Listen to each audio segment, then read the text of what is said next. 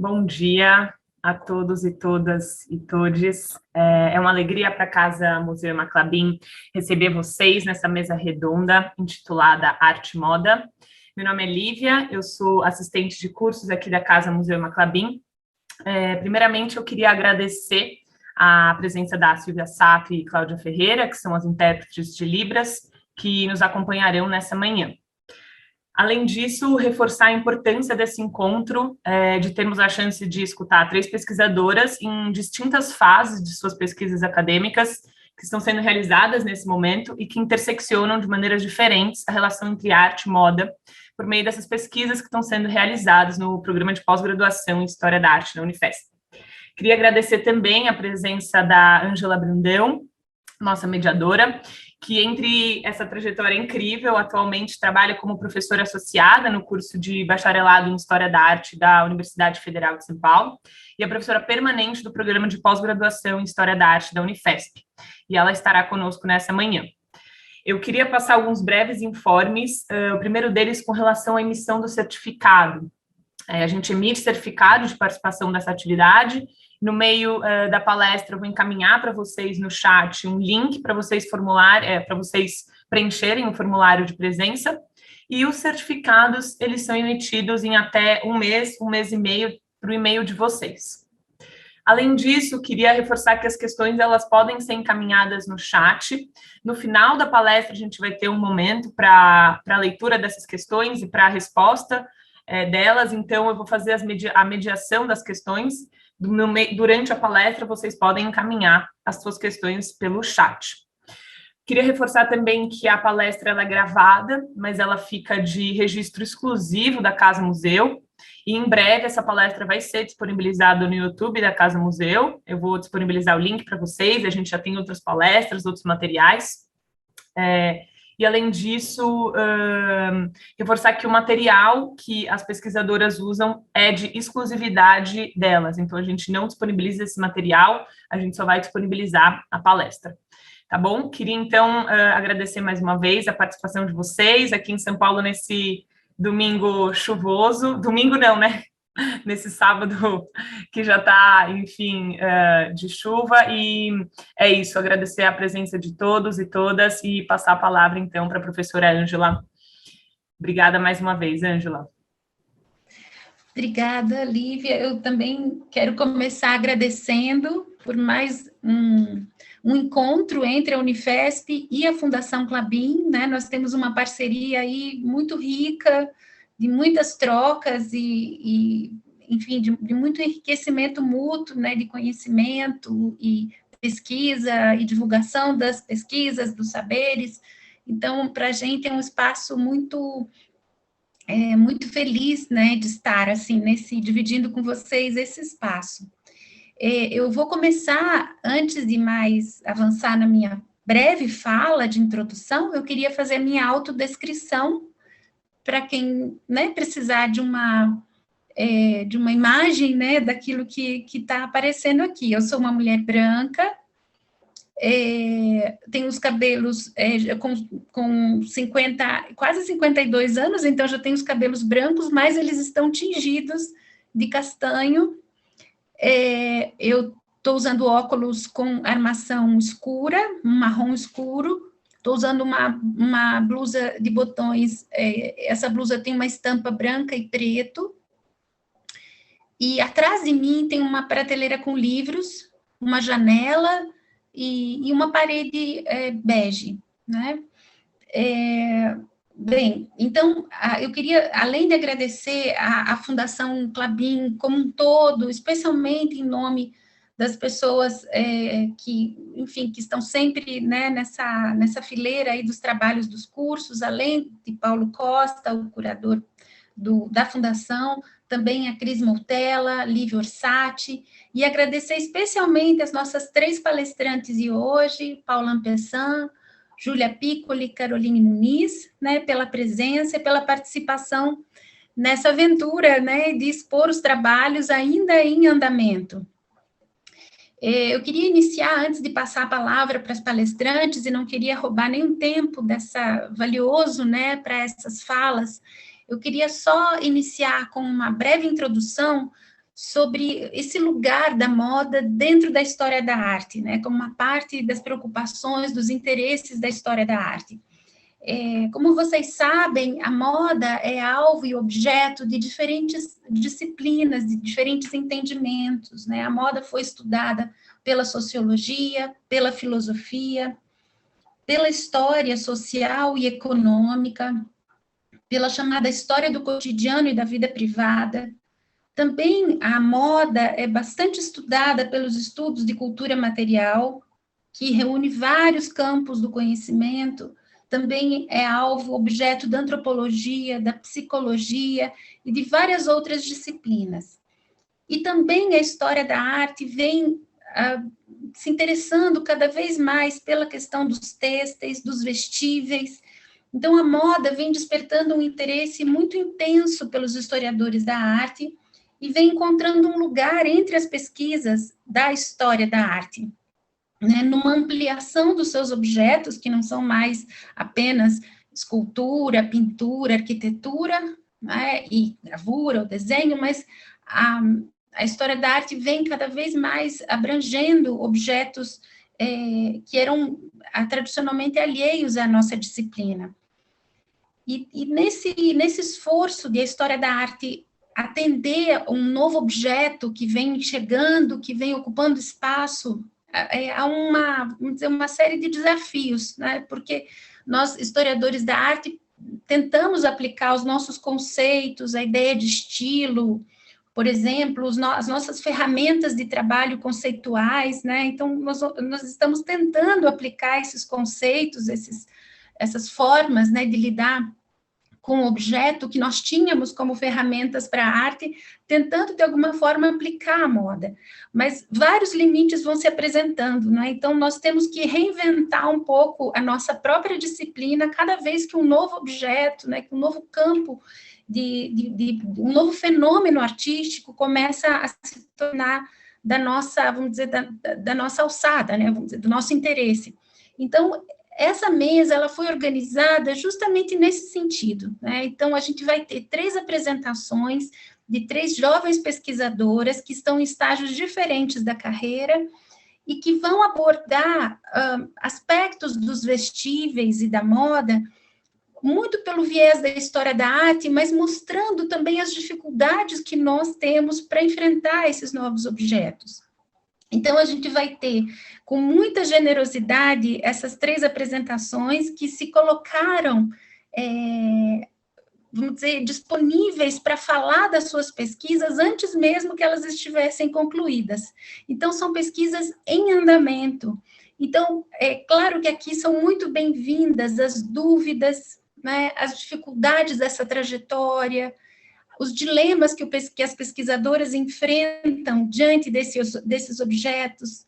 Então, vocês vão perceber que a gente trouxe vamos dizer, uma roupa ainda em pesponto, né? Uma roupa alinhavada, mais do que isso, né? A gente está falando de trabalhos em andamento. Então, isso é muito importante, eu agradeço muito as nossas 3 palestrantes, Paula Ampessan, que vai falar sobre desenhos e figurinos, numa fase de pesquisa em andamento de doutorado, a Júlia Piccoli, que está elaborando o projeto para o mestrado, vai falar sobre museus e moda, Caroline Muniz, que é pesquisadora de iniciação científica da graduação em História da Arte, que vai falar sobre a relação entre uma coleção de moda e um monumento artístico.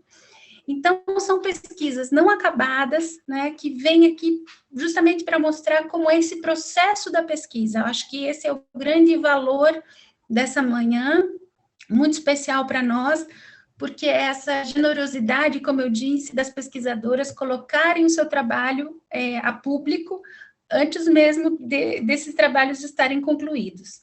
Então, sem mais, eu queria devolver a palavra para a Lívia, para que ela possa dar continuidade à mesa, agradecendo mais uma vez a participação de todos e também daqueles e daquelas que nos ouvem. Obrigada. Obrigada, Ângela.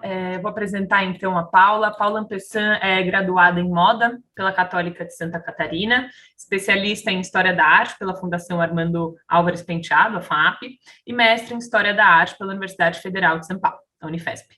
pesquisa figurinos na história, dos esboços preparatórios ao objeto em cena. Sua dissertação abordou figurinos de bailados na década de 30, de 1930, no estudo de casos de 2 pintores brasileiros. No doutorado, analisa desenhos de figurinos, dedicando-se ao Brasil no início do século XX. Paula, a palavra é sua. Obrigada pela presença. Oi, obrigada. Então, só primeiro agradecer a oportunidade, né, de estar aqui, convite da professora Ângela, estou muito animada, um pouquinho nervosa, né, mas tudo bem, isso faz parte. Eu vou iniciar aqui a apresentação, e antes disso, só a descrição, né, então eu ocupo 1/3 da tela, desse retângulo, atrás de mim tem uma parede branca, uma estante de livros baixa, tem um materialzinho de tricô num lado, alguns materiais de papelaria do outro, e eu sou branca, de cabelos pretos, na altura do queixo, eu tenho o nariz arrebitado, os olhos amendoados castanhos, a boca fina, estou usando uma blusa de gola azul clara, e acho que é isso. Então, vamos lá.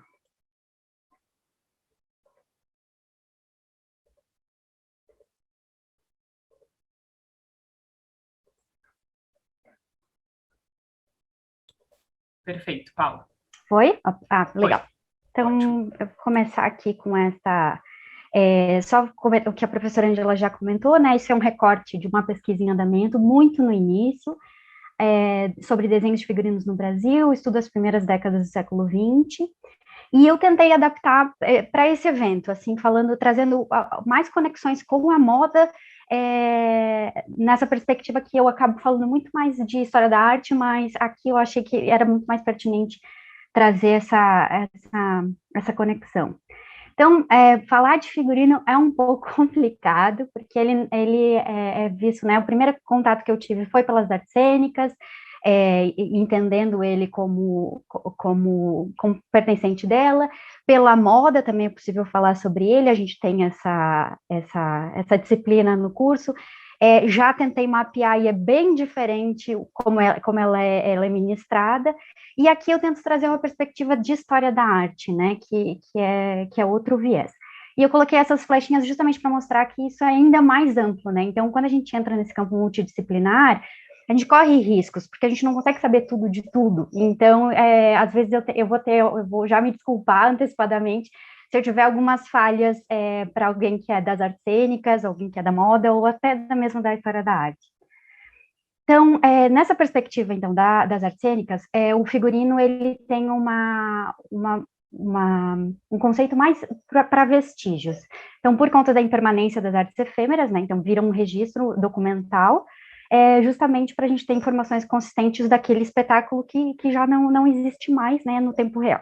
Então, eu cito, reapresentada ou não, uma performance, à exceção dos poucos presentes no momento da apresentação, só poderá existir para todos, de acordo com o crítico Michael Archer, na forma de roteiros, desenhos, textos, instruções, fotografias ou vídeos, sem falar ainda daquelas ações realizadas sem audiência alguma, no próprio ateliê do artista, performando apenas diante das câmeras de vídeo ou de fotografias. Essa citação é da Regina Berlin, e dentro de uma perspectiva já da performance, né, que também é um ato efêmero e por conta dessa fugacidade, a gente tem que ir mapeando através desses registros. Aqui eu trago, para a gente entender esses desenhos de figurinos na história, 3 desenhos do século XVI, e como eles são amplos, né, na forma de se desenhar. Seja só do contorno da própria peça, quase um desenho técnico, às vezes com expressões, movimentos, até uma gestualidade, ou ainda até aparecendo um cenário para contextualizar a que ele pertence, né, alguma expressividade. Então, não existe um tipo só de desenhos de figurinos, então isso faz com que a gente consiga interpretar ele de várias formas, até dependendo da peça em que ele vai estar inserido. Numa perspectiva já de história da arte, né, como uma linguagem artística, a conservação se dá muito por conta dessa investigação e valorização dos processos artísticos, Então, como falei, a partir da arte conceitual, isso começa, esses processos, principalmente, ainda que o desenho já tenha uma autonomia lá atrás, né, séculos e séculos e séculos antes, dentro esse processo de valorização e de conservá-lo, ela acontece muito a partir dessa permissão da arte conceitual em meados do século XX. E o que se conserva é muito pela assinatura dos artistas. Então, a gente vê isso tanto dentro dos acervos, quanto em leilões, o quanto essa informação de quem assinou, ela faz com que o desenho ganhe prestígio. Então, aqui, por exemplo, um desenho do Leonardo da Vinci e um desenho do Claude Lot, que são desenhos para teatro, o Leonardo subordinado à corte esforça, então, né, para animar a corte, e o Dillot como mestre do Watteau, que é um grande artista do Rococó. Então, é como esse trânsito, né, entre as artes visuais, as artes cênicas, e como é possível ver artistas participando disso, por isso que eu acabo pesquisando no sentido da história da arte. E no Brasil, eu fiz um pequeno esboço, assim, de alguns artistas aqui que fizeram desenhos para peças teatrais, para balés também, e a gente vê uma crescente onde nos anos 40, quando existe mais teatros, escolas, e começa a criar um cenário mais independente, essa assinatura, esse prestígio, essa celebração do artista para ajudar na credibilidade da peça, ela começa a ser um pouquinho apagada e os figurinistas começam a aparecer por si só. Então, eu chamo de artistas figurinistas, agora são figurinistas em si. Então, o Santa Rosa, o Pernambuco de Oliveira, o Gianni Rato, que são já tem essa assinatura intercambiando um pouco com a cenografia, mas antes disso, então, a gente vê bastante casos de artistas também assinando. E por que desenhar figurinos? Então, tem 3 propostas aqui que eu observei no acervo que eu estudo, que ser estudo, né, então um esboço, um croquis, a questão do projeto, quando eu vou ter que passar para alguém produzir ele, então tem a maquete, né, que é para eu conseguir me fazer entender, então ela é mais bem acabada, tem anotações no estudo também, e o desenho de portfólio, quando, na época que eu estudo, pelo menos, né, nesse recorte cronológico, na falta de fotografia, de dados, para eu me vender como tendo essa habilidade também, o desenho de portfólio posterior, para eu desenhar exatamente o que aconteceu no palco, e ele é utilizado não necessariamente com esse termo, tá, de desenho de portfólio, mas para esclarecer o sentido. Então, eu vou propor uma investigação dentro de alguns casos do acervo que eu estudo, da Funarte, um exercício contemporâneo. Então, ele é anacrônico, tá? Então, e para isso eu usei uma citação da Calma Murtinho. A Calma, ela tem os registros, ela sempre desenhou para as peças que ela trabalhou. Entre 52 e os anos 2010, foi o período de atuação dela, ela faleceu em 2013. Então, eu cito esse processo de desenho, né? As pesquisas de época, local, ambiente social e econômico já terão começado. Mas antes de qualquer desenho, Calma passa a frequentar os ensaios de marcação, a fim de visualizar os atores, tanto pelo físico de cada um, quanto por sua movimentação. Só depois disso é que o processo de criação de figurinos começa, e além das cores, há também a escolha dos tecidos, seja pelo caimento, seja pela textura, sendo preciso levar em conta o clima, a estação e a temperatura em que tem lugar a ação para que o quadro possa ser criado de forma harmônica e colaborando com o que se pede do texto. Depois de todas essas preliminares, tem início o trabalho de desenhos de figurinos. Após inúmeros rascunhos, correções e aprimoramentos, é submetido ao diretor, o coordenador de todo o espetáculo, em desenhos cuidadosos e coloridos, acompanhado por amostras dos tecidos. Aprovados os desenhos, a criação passa para uma nova etapa, a de execução, uma complexa tarefa. Fecha a citação. Então, a Calma Murtinho, separando esses processos nesse exercício anacrônico, né, do que vem antes e o que se inicia o processo. Então, antes do desenho, pesquisas de época, local, ambiente social e econômico, os atores, entendimento tanto do corpo deste ator quanto a posição dele no espaço, cores, tecidos, texturas, o clima, estação e temperatura em que é o lugar da ação, considerando o texto teatral, né, e o texto em si, que é onde vai dar todas as dicas para a gente transformar essas palavras, essa imaginação textual, né, em físico, em materialidade do figurino. E quando se inicia o trabalho de desenho de figurinos, então ela separa, né, um momento desse estudo dos rascunhos, correções e aprimoramentos, e depois um desenho cuidadoso e colorido, a maquete, para poder mostrar, ser compreendida, né, pelo diretor da peça em que ela estava trabalhando. E, por fim, a execução, então, que daí esse desenho vira um projeto e passa a essa outra etapa. Então, aqui eu coloquei 5 exemplos desse acervo. Eu estudo 9 peças, mas aqui eu coloquei 5. Então, a gente tem a Carlota Joaquina e, em seguida, o ano que ela foi apresentada, né? 39, A Guerra do Alecrim e Manjerona em 40, Menechmus em 41, Vitória à Vista em 42, e uma peça do Carlos Goldoni, que eu ainda não sei qual é, mas que ela acontece em... Desculpa que eu não estou vendo o canto da tela. 46. Está itálico, justamente porque eu não tenho muita precisão ainda da confirmação dessas datas. Então, eu proponho um exercício rapidinho, se eu indicar aqui sobre o que elas se tratam, né? E onde elas, sobre o tempo em que elas se tratam e onde elas estão, se a gente fizer um exercício visual dessas peças, dessas modelagens, dessas cores, né, desses tipos físicos, se a gente consegue encaixar cada uma delas. Como eu não tenho a resposta de vocês, eu vou colocar. Então, o que seria a Grécia, século I a.C.? Então, vejam aí, Menechmus. Em Lisboa, século XVIII, seria a Guerra do Manjerona e Alecrim. Em Veneza, Carlos Goldoni, século XVIII também. Rio de Janeiro, 10 a 31 do século XIX, Carlota Joaquina. E, por fim, a Vitória à Vista, 30 a 40, que ela fala sobre guerra. Espero que vocês tenham acertado, depois me contem.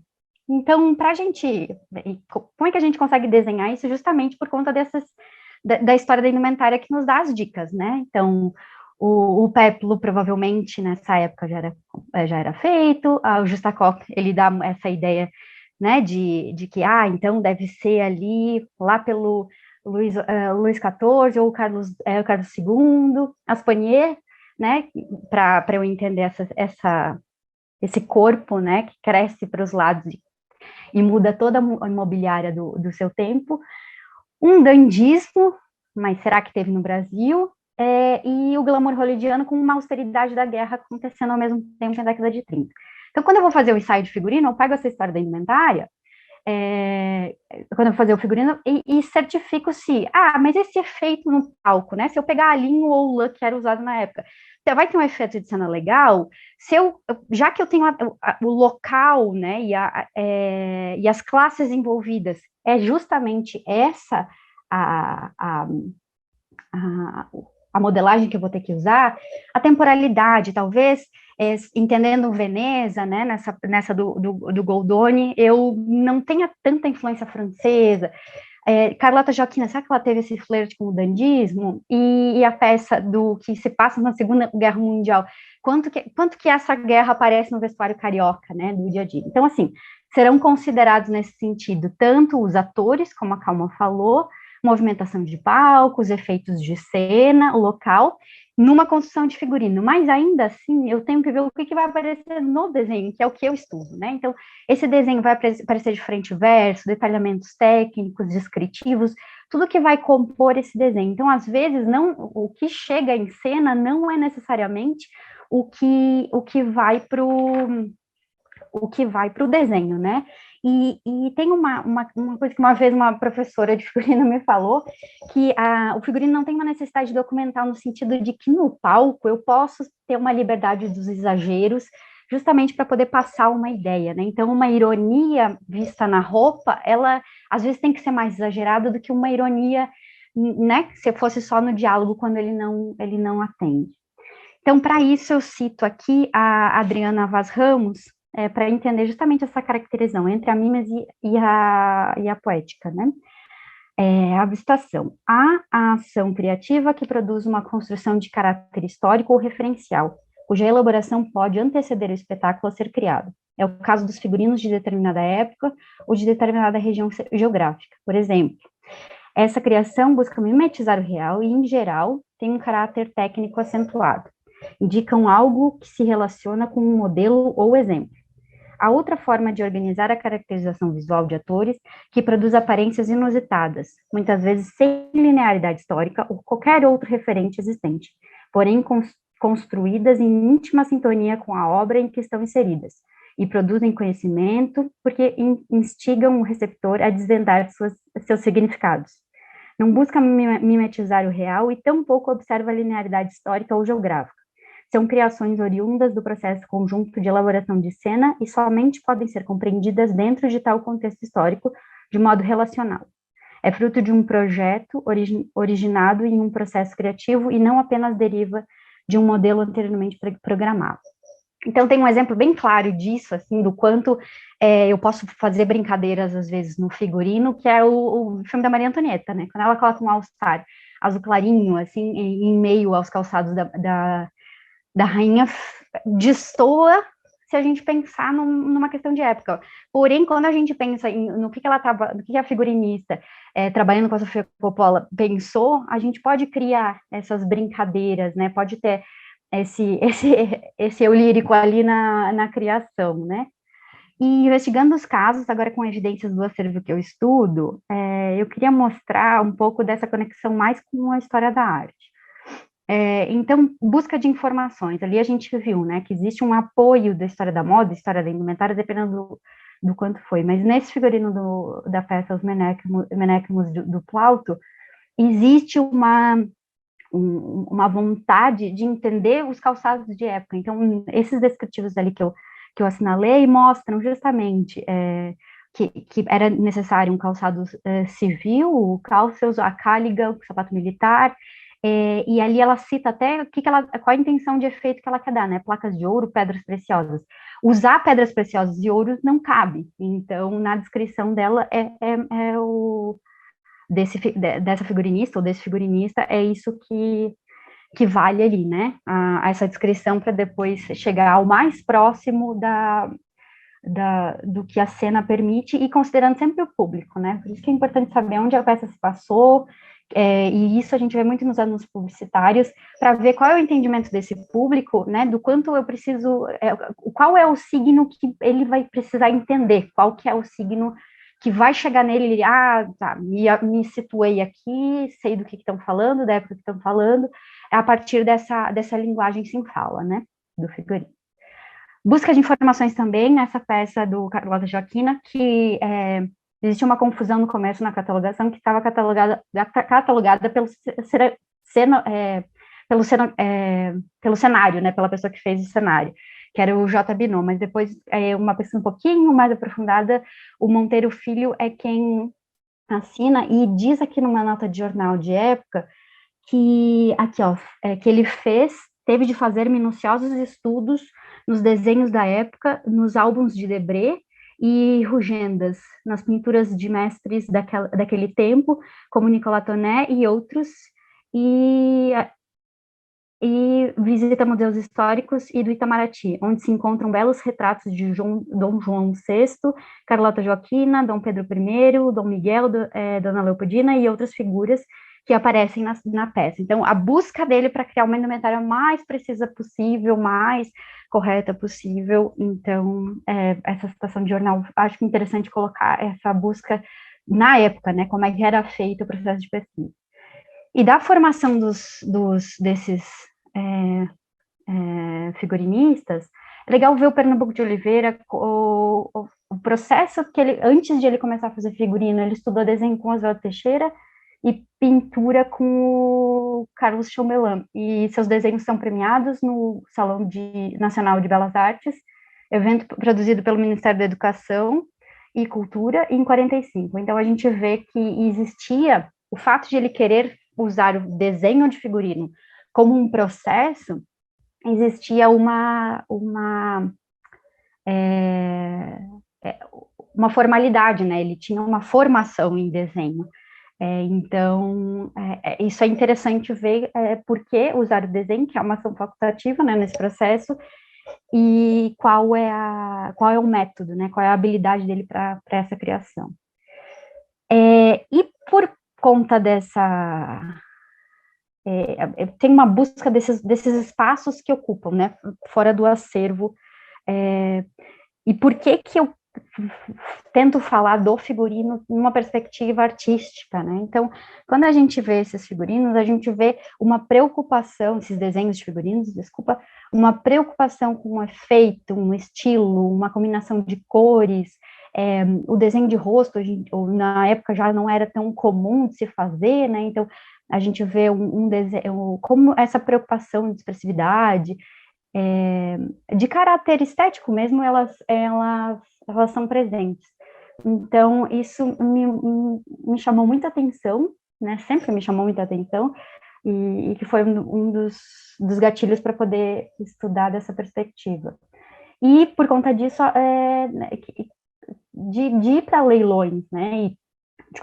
E de vender em, às vezes, até valores mais altos, né, do que se espera, ou vender de assinatura de, como falei anteriormente, assinaturas de artistas, objetos não assinados, ou assinados por artistas não tão consagrados, né? Então, como existe esse mercado, essa circulação, e no Brasil, em exposições, né? Então, numa coleção da Mary Dale, no ano passado, teve uma perspectiva de a gente ver o Cândido Portinari como figurinista. Então, a gente, às vezes, tem tão batido um jeito, um estilo de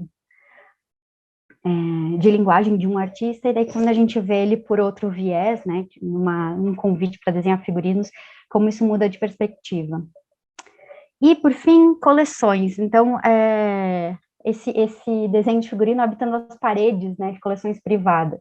Então, a esquerda não estava zapeando pela internet e encontrei na Decoração da Rússia, tinha um grande grupo de figurinos na parede de uma casa, e era de um espetáculo. Então, assim, tinha perdido um pouco aquela questão dos vestígios das artes plásticas, porque não tinha muita... Dava para saber que era uma peça de Shakespeare, mas não necessariamente qual. Então, esses arquétipos, né, esses personagens ganham uma independência e conseguem ser não atrelados necessariamente ao valor de reconstituição de uma peça, mas ao valor estético mesmo, ao valor visual de que eles, nesse conjunto, como eles são bonitos. E no Palazzo Versace de Dubai, que é um hotel da Versace, a boa parte da decoração da área dos quartos, ela é de desenhos do Gianni Versace, acho que também da Donatella, e como isso é interessante, né, usar isso como decorativo e ter essa percepção artística dentro da moda. É isso, muito obrigada. Acho que não avancei no tempo, né? Obrigada, Paula. Foi incrível. Então, sem mais delongas, vou chamar, então, a Júlia Piccoli Soares, que é graduanda em História da Arte na Unifesp, especialista em Museologia pelo Centro Universitário Belas Artes de São Paulo, formada em Moda pela Unicinos, com intercâmbio em Santa Fe University of Art and Design, nos Estados Unidos. Júlia, a palavra é sua. Obrigada. Oi, gente. Boa tarde. Bom dia, boa tarde a todos. Vou começar, então, com a minha autodescrição. Eu sou uma mulher branca, cis, tenho cabelo castanho, estou com ele parcialmente preso, tenho uma franja reta acima da sobrancelha, estou com a sobrancelha descolorida no momento, uso óculos, ele tem uma haste bem fina, circular e preta, e eu estou usando uma camiseta preta. Vou iniciar, então, a minha apresentação. Um momentinho. Aí. Deu tudo certo? Perfeito, Júlia. Beleza. O meu trabalho se chama Arte Vestível em Museus Paulistanos, no estudo de caso. Opa, peraí. Consegui.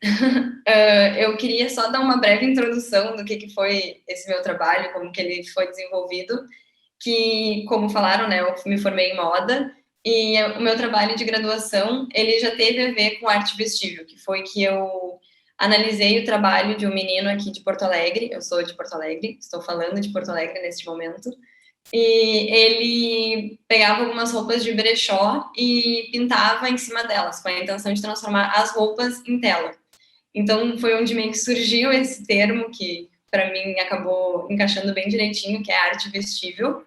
E quando eu fui fazer a minha especialização em museologia, eu estava também já fazendo a minha segunda graduação em História da Arte, que foi onde eu conheci a Ângela, que me ajudou bastante no processo do meu TCC, por mais que a Regina Teixeira tenha sido a minha orientadora, a Ângela me ajudou um pouco na escolha dos textos, por ela ter esse conhecimento de moda e arte, então foi muito bom.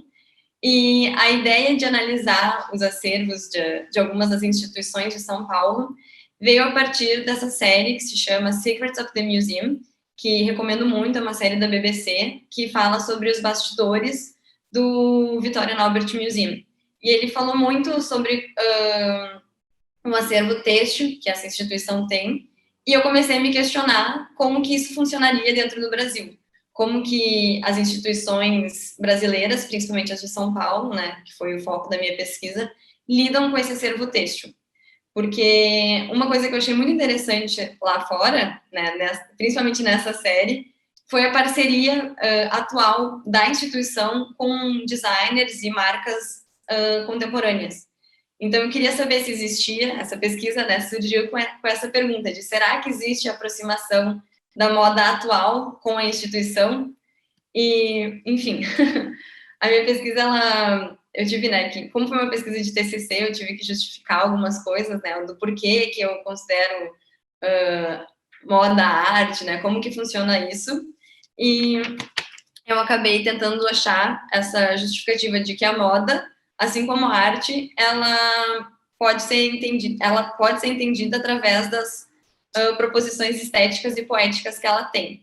E daí eu comento um pouco sobre os impressionistas, que foi um momento de ruptura dentro da arte, que foi quando outras formas de expressão começaram a ser usadas na arte. E eu falei que existem também dentro da moda essa ruptura, que assim como os impressionistas que foram contra a academia, existem artistas, designers, né, que eles também foram contra a indústria da moda, né. Tu pode ficar um pouco confuso, assim, mas eu vou tentar explicar. Que é que eu entendo que existem dois tipos de moda.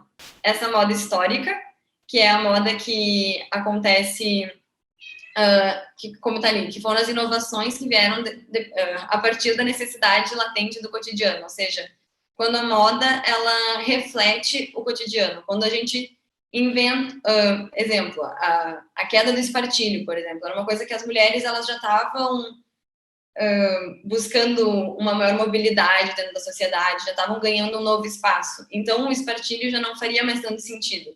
E quando o espartilho é removido, eu entendo, né, na minha pesquisa, óbvio, como uma ruptura histórica da moda, que é uma coisa que ela reflete uma necessidade. E quando eu falo dessa arte vestível, eu falo de pessoas, de artistas, de designers, né, que eles viam a indústria e como essa moda histórica era criada, né, como ela se desenvolvia a partir de necessidades, e eles resolvem fazer uma coisa completamente diferente, com uma proposição completamente diferente, que é essa visão singular, uma criação individual e propositiva de um novo olhar sobre o vestir e se comunicar através de como nos apresentamos para o mundo. E no meu trabalho eu dou muito como exemplo de início dessa arte vestível os dois designers, artistas, fashionistas japoneses, que é a Rei Kawakubo e o Yohji Yamamoto, que eles começaram a fazer as suas peças nos anos 80, e eles foram os primeiros japoneses, se eu não me engano, a apresentar no Paris Fashion Week, e nos anos 80. E foi muito curioso ver a diferença do que estava sendo apresentado, que era o que estava sendo consumido na época, com o trabalho deles, porque o trabalho deles era totalmente diferente, era pedaço de pano rasgado, sem muito acabamento, porque justamente eles estavam fazendo essa proposta, essa visão singular, que eu associo muito, então, né, como justificativa de movimentos com os impressionistas, que eles fizeram essa ruptura dentro da academia e que o Yohji e a Rei, como fundadores desse movimento assim, de arte vestível, como também essas pessoas que fizeram essa ruptura com a moda que estava sendo apresentada até então. essa imagem que tá, ela também é de um dos designers que eu considero como os fundadores dessa arte vestível, que é o Martin Margiela, e ele sempre teve uma certa anulação da figura dele como designer. Ele nunca quis vincular a imagem dele, e os desfiles dele eram simplesmente maravilhosos. Essa é uma foto dos bastidores, que ele fazia essa anulação do rosto, assim. Então, ele colocava esses panos brancos e pretos nos rostos das modelos, porque ele queria que o que fosse importante, o que fosse visto era a roupa, e não tanto esses padrões de beleza, esses padrões estereotipados, assim. Então, é um outro trabalho também que eu associo muito com esse movimento de arte vestível. Mas daí, como que isso existe dentro das instituições, né?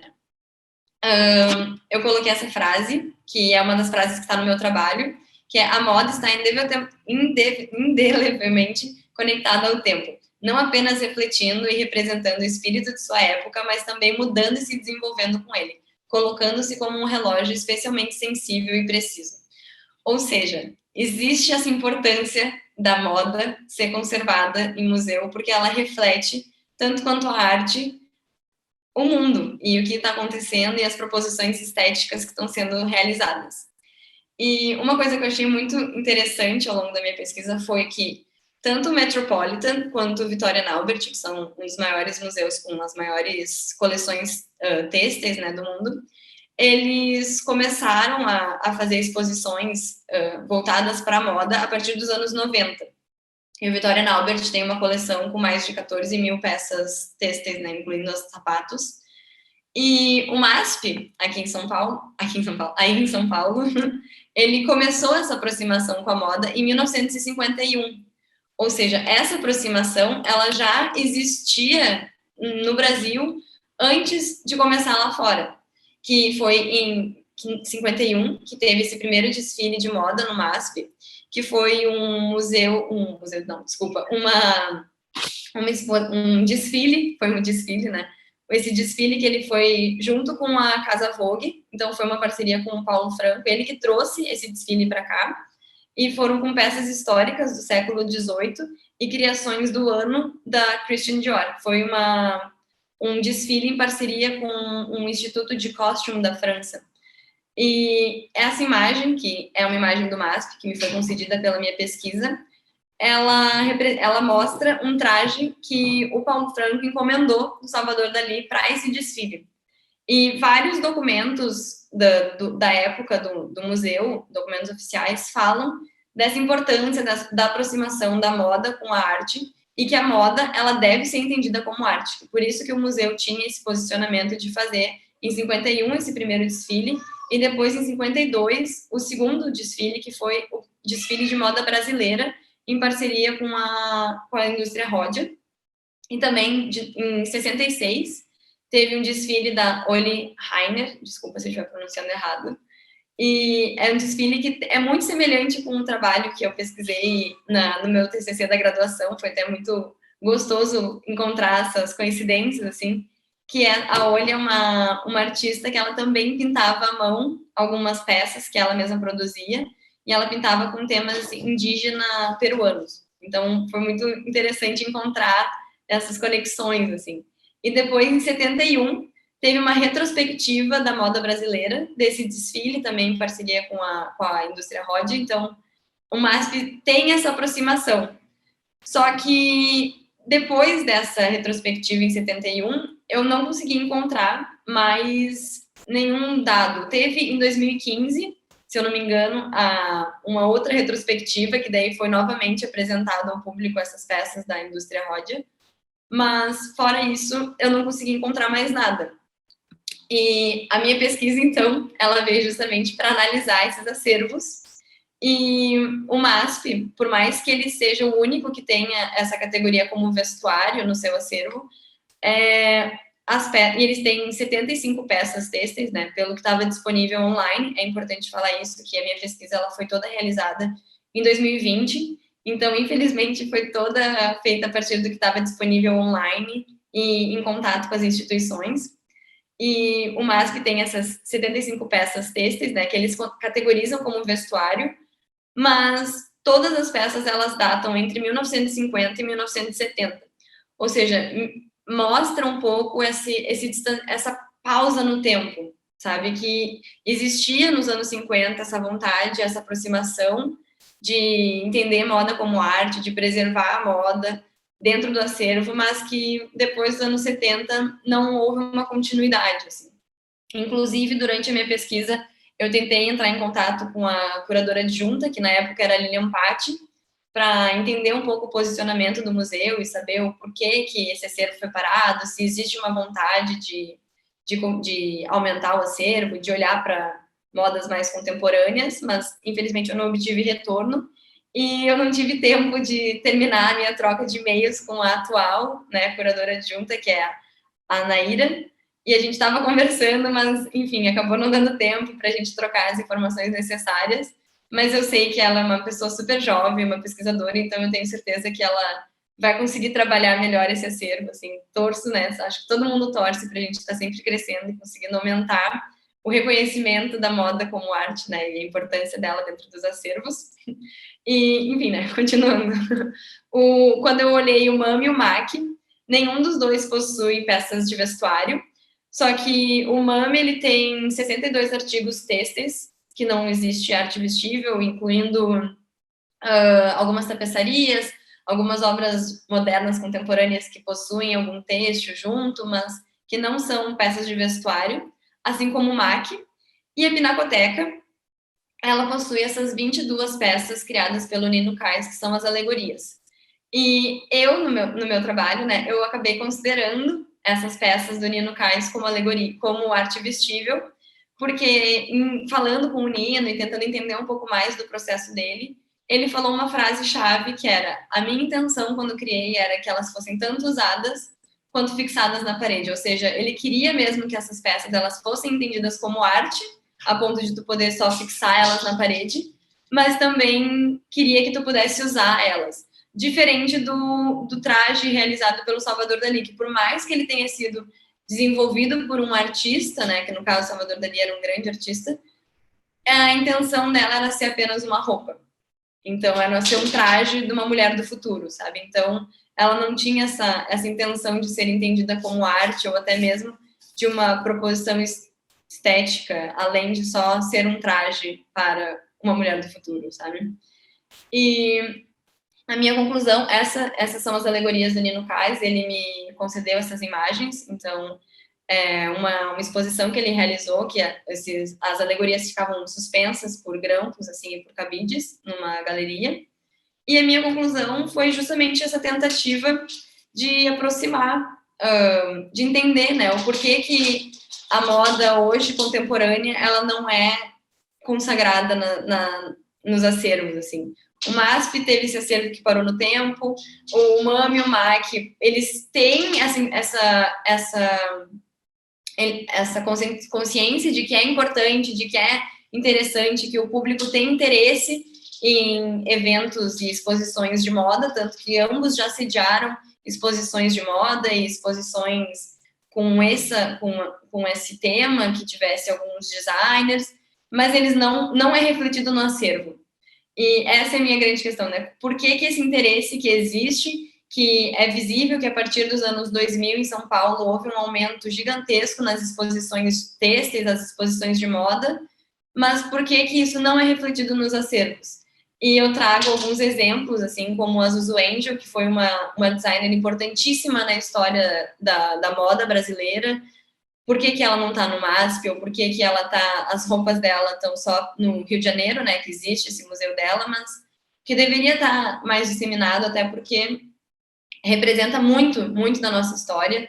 O Jun Nakao, que em 2004 fez a última apresentação dele no São Paulo Fashion Week, que ele realizou roupas todas de papel, todas as roupas desfiladas eram roupas de papel e que as modelos rasgavam no fim para justamente fazer essa crítica com a indústria, ou seja, um manifesto, assim, bem forte sobre como a gente se relaciona com a moda. O Ronaldo Fraga também, que na São Paulo Fashion Week de 2015, fez um desfile inteiro com uma única peça de roupa, né, tipo, uma única modelagem em diferentes corpos de mulheres trans, falando sobre justamente como que a gente deve valorizar e cuidar dessa minoria, dessas pessoas em situação, num país que mais mata travestis, assim, então existe essas proposições e a gente tem um discurso na moda brasileira muito, muito forte, até com marcas menores, como a Amo e a Ventana, que são marcas bem pequenas, geridas, acho, se eu não me engano, totalmente por mulheres. Eu sei que a Ventana é uma marca muito pequena, que é uma mãe que criou e tem uma conscientização sustentável, ela é de upcycling, é uma loja, uma marca muito interessante, assim, com uma estética muito única, e como a gente deveria olhar mais para o que a gente tem aqui, para os nossos designers, e realmente valorizar a nossa moda e a importância que a poética que a gente tem, sabe? A gente é um povo muito rico e com muitas ideias, e eu acho que isso deveria ser mais falado, assim, e mais apreciado como arte, sabe? E, enfim, algumas das minhas referências que eu usei para o meu trabalho, né, não são todas, são só algumas, e deixo meu contato para, se caso alguém tenha interesse, eu posso disponibilizar esse meu artigo, que foi já para minha especialização, e queria só agradecer, então, pela oportunidade de estar aqui, de falar um pouquinho dessa minha pesquisa, e acho que é isso, gente, muito obrigada. Obrigada a você, Júlia. Então, sem mais delongas, eu passo a palavra para a Caroline Muniz. Caroline Muniz é estilista por formação, historiadora da arte por vocação, graduou-se em design de moda pela Universidade Paulista em 2015, participou de 4 edições do Fashion Week Plus Size, produzindo para a grife Cru. Atualmente cursa História da Arte na Universidade Federal de São Paulo, atua em pesquisas de História da Moda e Arte Clássica e utiliza das habilidades de administração e finanças adquiridas, ainda no ensino médio técnico, para atuar em fomento de projetos culturais. Entre os mais recentes, a assessoria financeira do Festival Periferia Preta 2020 e também da Pinacoteca de Mauá. Carol, a palavra é sua, eu vou dividir aqui o slide, você só me confirma se vocês estão bem.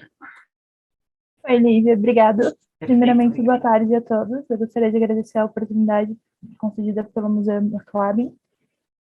A minha pesquisa está muito no início, é uma pesquisa de iniciação científica, é um tema que me surgiu durante a graduação em moda ainda. Eu apresentei um TCC voltado para de moda festa, inspirado em catedrais, e a partir disso surgiu essa curiosidade de relacionar a obra de arte com a moda e como essa relação se dado na moda contemporânea. Isso. Na minha atual pesquisa, eu trago a coleção de 2013 da Dolce & Gabbana, que é uma coleção inspirada na Catedral de Monreale, um complexo arquitetônico em Palermo. E eu vou apresentar um pouquinho para vocês, lembrando que é uma pesquisa que está no início ainda, é uma pesquisa de iniciação científica, eu pretendo desenvolver ela até a monografia. Pode passar, Lívia, por favor. A Dolce & Gabbana ela foi fundada em 1983. Na verdade, ela é fundada ao acaso. Os dois trabalhavam juntos. Eles decidem sair do ateliê que eles trabalhavam, Domenico Dolce e Stefano Gabbana, e eles começam a trabalhar separadamente. E como eles tinham o mesmo computador e emitiam notas separadas, para facilitar a questão do físico, o computador sugeriu que eles emitissem uma única nota, e a esse acaso surgiu a marca. Desde o princípio, eles têm um forte apelo nacionalista e uma marca com um estilo bastante opulento e uma valorização do estilo de vida italiano. A primeira apresentação deles para o grande público se dá em 1985, na Semana de Moda de Milão. Entre os principais tópicos abordados pela marca, a gente tem a Sicília, que é a terra natal do Domenico, símbolos religiosos e o barroco, que tem sido frequente em todas as coleções dele. Pode usar. Essa é uma das imagens mais antigas que eu consegui da Catedral de Monreale. Ela é fundada, a construção dela se dá a partir de 1174, a mando de Guilherme II da Sicília. O complexo recebe, posteriormente, mais 3 capelas barrocas no século XV. atualmente, ele conta com o maior conjunto de arte mosaica da Itália. E a principal, o ponto-chave dessa coleção, na verdade, é porque, assim, até então, a Dolce & Gabbana tinha símbolos religiosos, mas ela nunca fez uma coleção completa utilizando desses símbolos. É a primeira vez que eles usam, em todas as peças, a coleção toda é marcada pela religiosidade. E por se tratar de Monreale tem uma confluência de estilos. No mesmo complexo religioso, você tem o domo principal, que é esse da imagem. Como vocês podem observar, ela é uma catedral decorada em estilo bizantino, com 6.340 metros quadrados de mosaicos bizantinos. E tem mais 3 capelas, sendo uma renascentista e 2 barrocas. Pode fazer. Como eu já expliquei para vocês, foi construída a partir de 1174, a mando de Guilherme II. É uma construção normanda tardia. O acréscimo das 3 capelas é feito a partir do século XV. A mais importante capela é a Capela do Santo Crucifixo. O Santo Crucifixo é uma obra muito importante para Palermo. É um crucifixo de madeira de 3,5 metros. Ele foi um presente do Guilherme II para a cidade, e o bispo Giovanni Roano, ele manda construir essa capela só para colocar essa relíquia. A principal capela do complexo é a Santa Maria la Nueva. Ela é a primeira capela a ser construída em arquitetura normanda tardia, com uma planta basílica em cruz latina, com 102 metros de comprimento por 40 de largura, tendo 3 naves, sendo 2 de granitos e uma de mármore cipolino. O teto é em madeira policromada, e ela tem esses 6.340 metros de mosaicos bizantinos. Então, assim, eles narram toda a passagem bíblica. A Capela do Santo Crucifixo, esse que vocês veem ao fundo, é o Santo Crucifixo, é que a imagem ela está bem de longe, é bem difícil. O complexo principal é mais fácil de encontrar imagens. As capelas adjacentes, elas são um pouco mais difíceis de encontrar imagens na internet. Ela é toda adornada em mármore, foi construída entre os anos de 1687 e 1690, por ordem do Dom Juano.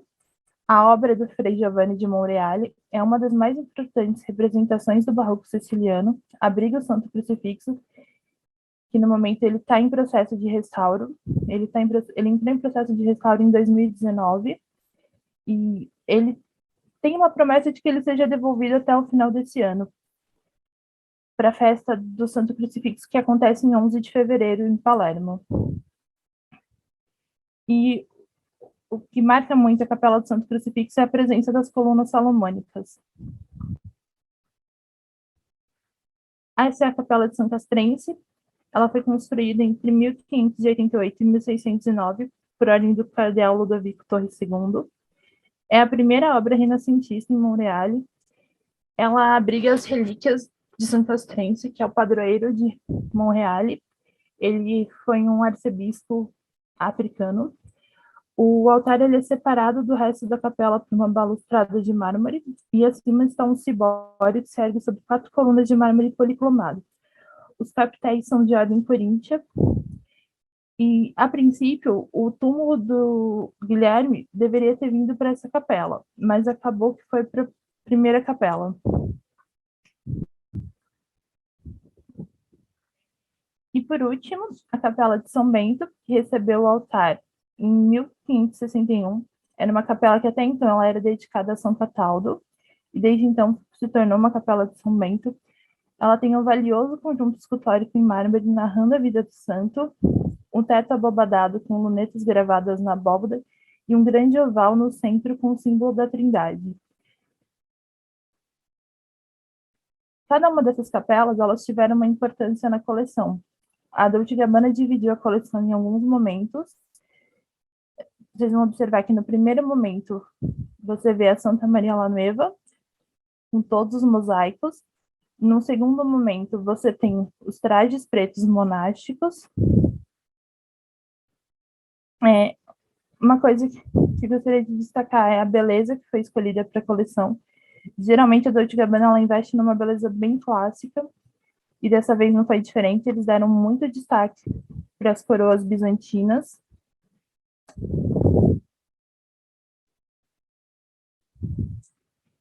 E ao mesmo tempo que as coroas são bizantinas, os brincos são cruzes barrocas. Então, eles têm essa confluência de estilos durante toda a coleção.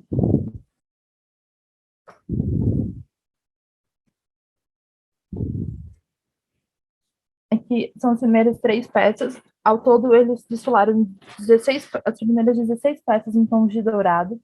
Todas elas são bordadas com mosaicos. São prêt-à-porter, então elas foram feitas em uma quantidade bastante limitada. E elas chamam a atenção por quê? Pelo luxo usado no prêt-à-porter. Geralmente, a Dolce & Gabbana vai investir em peças um pouco mais opulentas na alta moda e na alta sartoria, mas essa coleção ficou marcada por estar utilizando esses elementos já no prêt-à-porter, costuma ser um pouco mais simples. E aqui eles continuam, eles usam todos os elementos dos mosaicos, as aplicações de pedrarias, narram a vida de santos através das roupas. Nos detalhes também dos calçados, nós temos querubins. Aqui começa a introdução do preto. Eles escolheram aproximadamente 5 cores para toda essa coleção. Não é uma coleção que tem uma amplitude de cartela muito grande. A gente tem o dourado nos tons da capela. Tem a púrpura cardinalícia, que é basicamente a mesma cor que os cardeais do Vaticano utilizam. Tem o preto, o cinza. O cinza é o mais próximo da referência de moda e tendência na época que foi apresentada a coleção, que é um ano que o Tweed estava muito em voga, mas ainda assim é muito sóbrio, muito, muito monástico, e tem alguns elementos em tons de verde e azul, remetendo à capela barroca. Eu vou apresentar para vocês nos próximos slides.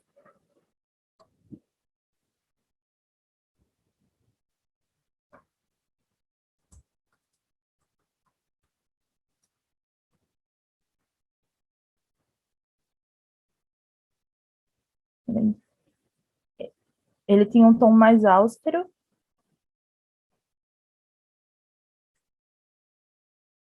E o único ornamento são as joias.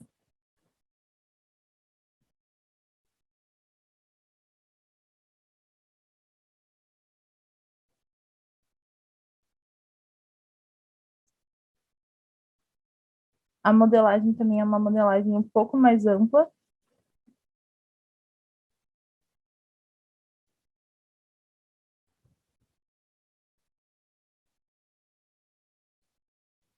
Eu queria chamar a atenção para vocês.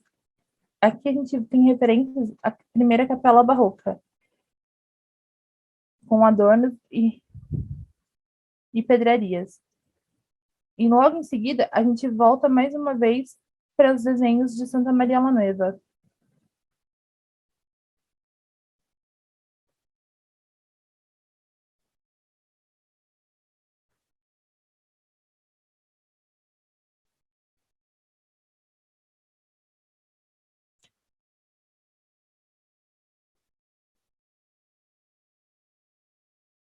Eles apresentaram bastante preto nessa coleção. O preto, na verdade, é uma marca do inverno da Dolce & Gabbana. A Dolce & Gabbana, toda a coleção de verão, eles apresentam folhas e frutos, e nas coleções de inverno, eles apresentam preto. A coleção que antecede a essa é uma coleção totalmente em preto e dourado. O branco, apesar de não ter nenhuma relação com as catedrais, é a coleção de noivas da Dolce & Gabbana. Ele sempre apresenta esses vestidos que simbolizariam vestidos de noivas durante a coleção. Na alta moda, os vestidos são bem mais elaborados. E essa coleção, ela tem um marco. Esses são os vestidos púrpura, que eu comentei com vocês. Eles encerram o desfile. Tem a apresentação aqui está na ordem do desfile. Vocês vão ver que ele vai encerrar em dourado, mas a última entrada junto com os estilistas é toda nesses vestidos vermelhos.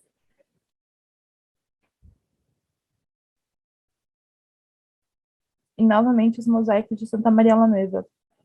Aqui eu gostaria de dar destaque às joias que foram apresentadas na coleção. São coroas bizantinas, brincos e cruz barroca. A Santa Ágata, que é a padroeira da cidade, que foi estampada em diversas bolsas e sapatos da coleção. E as bolsas de brocados também, que aparecem basicamente em todos os modelos. Raríssimas exceções na entrada de preto, que elas usam bolsas de couro preto. Todas elas carregam bolsas de dourado brocado com aplicações de predarias. E é isso, a pesquisa ainda está sendo encaminhada e eu agradeço a todos. Muito obrigada, Carol, pela apresentação, belíssima apresentação. Eu convido, então, a todas para a gente ir para as perguntas. Eu passo a palavra à professora Ângela, caso ela queira fazer algum comentário. Bem, queria mais uma vez agradecer a participação, né, da Paula, Júlia, Caroline. Acho que, né, vocês apresentaram de maneira bastante intensa, né, a gente percebe, né, que é tudo essa energia da pesquisa, das perguntas, das dúvidas que ainda não foram sanadas, e eu considero que todo esse processo é muito mais importante, às vezes, do que a chegada lá no final, né? Então, o que a gente vê é esse fazer, né? Essa lida do pesquisador, das pesquisadoras, que me parece, assim, a magia desse encontro, né? Ver como todas estão procurando as respostas para entender, sob diferentes ângulos, como arte e moda se confluem, né? Como há um diálogo entre os vestíveis e a concepção artística, estética, né? E como entrelaçar esses dois campos através de um discurso, de uma narrativa histórico-artística. Então, eu queria parabenizar as 3 participações. Acho que nós tivemos uma manhã excelente de proposições de pesquisa que eu acho que despertam também dúvidas e curiosidades por parte daqueles que nos ouvem. Eu não sei se a Lívia já tem perguntas do público que está assistindo, senão eu mesma, né, tenho aqui a minha listinha de questões para colocar para as 3 palestrantes. Eu também. Ângela, acho que a gente pode começar, o pessoal pode ir encaminhando. Vamos abrindo a sessão de perguntas, você pode fazer a primeira rodada, depois eu faço as minhas e a gente vai assim, tudo bem? Certo. Bom, então, a minha primeira pergunta, que pode ser uma introdução para as 3, é como essa relação entre arte e moda surgiu, né? A Júlia, de certa forma, já explicou, né, quando introduziu a comunicação, né, a palestra dela, mas, assim, se cada uma quiser, antes de responder a pergunta, né, falar um pouco sobre como que a história da arte e uma formação inicial em moda, né, como que foi esse caminho meio dessa biografia como pesquisadoras, né, porque eu acho sempre importante a gente falar como é que foi a nossa trajetória, né, então, como todas 3, né, partiram de uma formação no campo da moda e agora ingressando na história da arte em diferentes níveis acadêmicos, mas como se dá essa relação entre arte e moda também enquanto pesquisadora.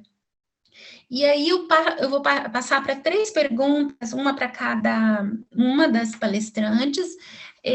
Para Paula, eu queria perguntar, não é nenhuma pergunta, é um comentário, né, para que ela possa também falar um pouco mais sobre isso, sobre o quanto essa questão do figurino, né, eu acho que isso ficou bem claro na tua apresentação de hoje, o quanto o figurinista, esse criador do figurino, ele enfrenta temporalidades diferentes, né? O figurinista, ele precisa se remeter, quando a peça é uma peça histórica, ao modo de vestir de uma determinada época, para situar o texto teatral, né, naquele tempo. E, ao mesmo tempo, ele lida com a moda da sua época, né, em que a peça vai ser encenada.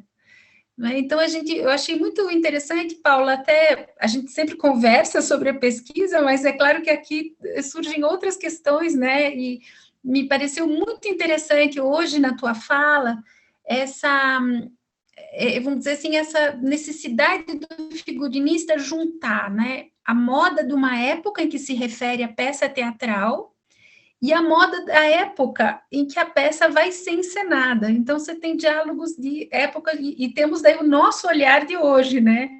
Então, você tem várias épocas conversando num mesmo desenho, né? O desenho vai mostrar esse encontro de tempos diferentes. Mas é só um comentário, né? Que você pode daí também tecer novos comentários a partir desse meu apontamento. Em relação à apresentação da Júlia, muito interessante também essa pesquisa, em que ela começa esse levantamento da presença e da ausência da moda nos museus em São Paulo, e aí eu queria perguntar, Júlia, assim, porque é uma coisa que sempre me inquieta, né? É como a moda é apresentada na exposição, no museu, né? Essa moda que fica dentro de uma vitrine, que fica numa redoma de vidro, né? E que perdeu o seu corpo. Então, qual a dificuldade assim que você imagina, né? Como que você pensa um pouco esse problema da musealização da moda, que acaba sendo um processo meio fantasmagórico, né? Porque essa moda vazia, né? Essa roupa sem um corpo pendurada, né? Ou num manequim, né? É um pouco como a moda perde um pouco a sua vida no momento em que ela é congelada, né, cristalizada no espaço museal. Então, só para você refletir um pouco sobre isso, né, sobre como os museus podem mostrar a moda de modo que ela não seja morta, né, sem vida, sem o corpo que lhe dá vida, né.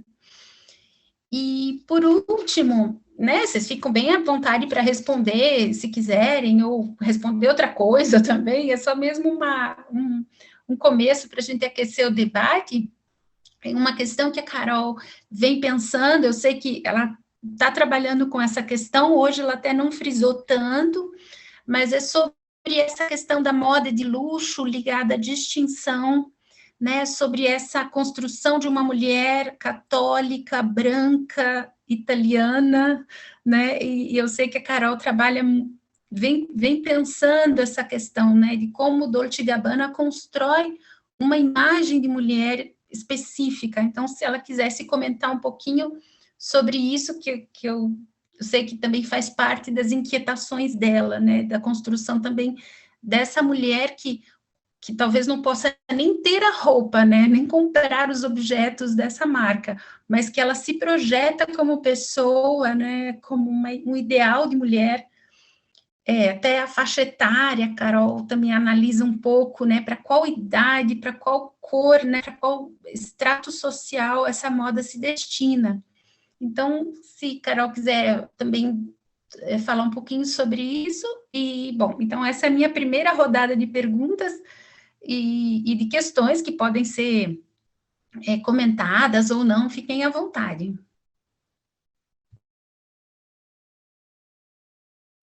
Se vocês quiserem respondendo na sequência, começa a Paula, a Júlia e depois Caroline.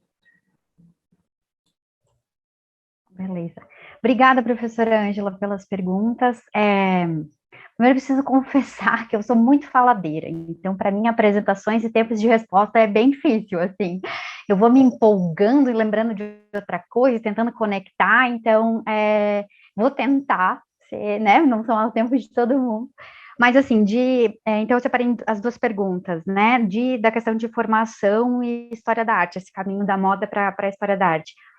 Desde que eu comecei a estudar moda, eu sempre gostei mais da parte de bastidor e desse processo criativo num viés mais do figurino. Tanto que esses dias eu recuperei o meu primeiro projeto de pesquisa da graduação e eu compartilhei até com a professora como eu estava com vontade de falar de figurino desde sempre e as bibliografias, eu não tinha muito acesso à literatura sobre o tema, assim, então eu acabei, e a moda, ela é muito sedutora para ir para outras áreas, assim, na parte de marketing, às vezes, de comunicação, e daí o mercado me levou para outro caminho, assim, mas resgatar a história da arte sempre foi uma questão para mim, justamente porque era o que eu sentia falta na graduação. Então, acho que eu fui para esse caminho mais como um complemento, assim, de entender como ela é necessária na criação, né? Como ela é importante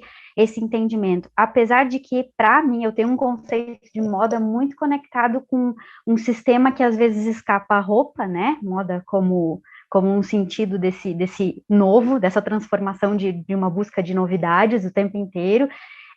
Então, eu acho o conceito de moda muito complicado, assim. Então, quando a gente fala de moda e arte, eu acho que a gente entra num